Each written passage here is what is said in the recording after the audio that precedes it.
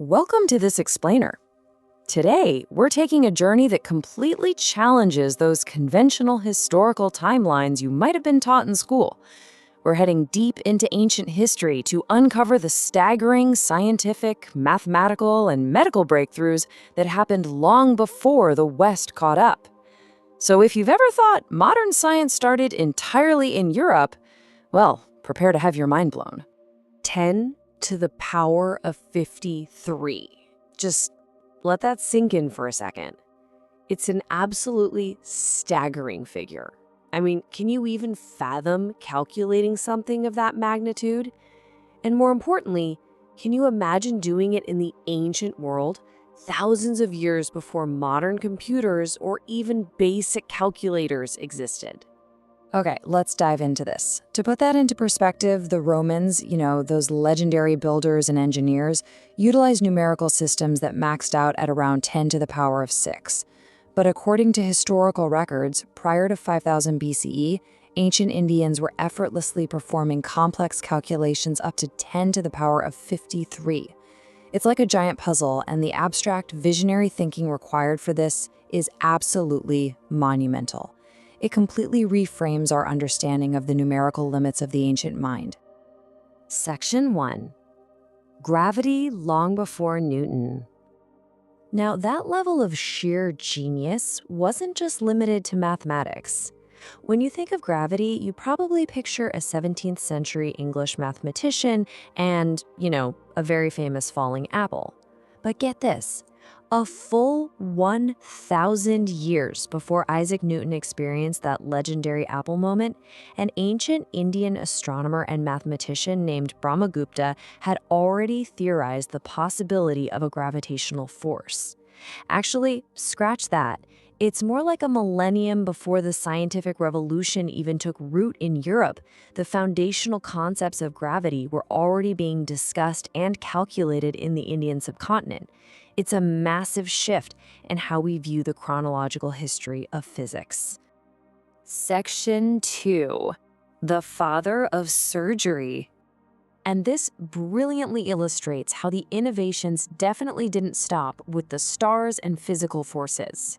This brings us to a figure named Sushruta. He was an ancient Indian physician who was renowned historically as the true father of medical science. He was a pioneering figure in Ayurveda, which originated in ancient India and basically stands as the world's very first medical school. And we aren't just talking about basic herbal remedies here.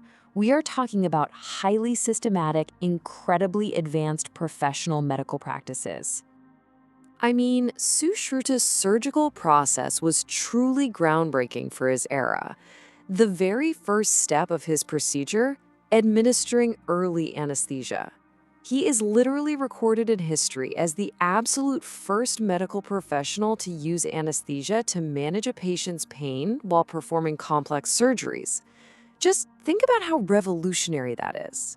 The bedrock foundations of modern surgical practice, keeping the patient unconscious and pain-free to perform intricate, life-saving procedures, were being pioneered right there by an ancient Indian mastermind.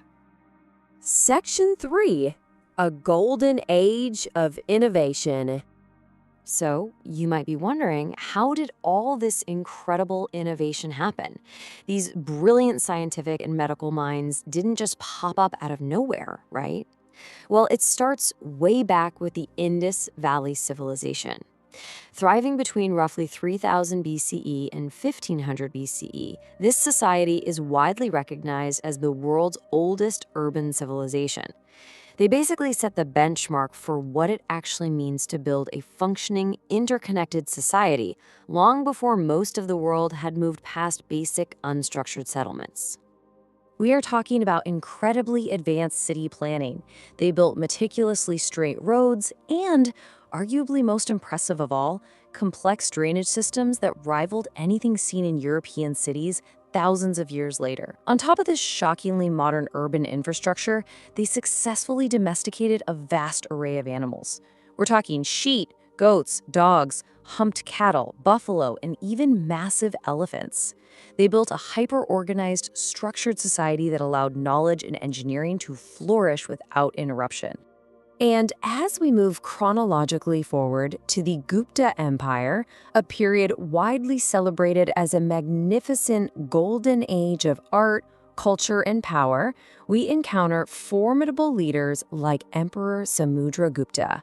The noted historian Vincent Smith famously called Samudragupta the Napoleon of India, due to his massive conquests. Hearing that comparison prompts a serious shift in perspective, doesn't it? Based strictly on the timeline of human history, shouldn't Napoleon actually be called the Samudragupta of the West?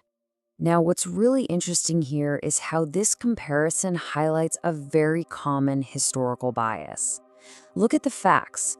Samudragupta expanded the massive Gupta Empire between 350 and 375 AD.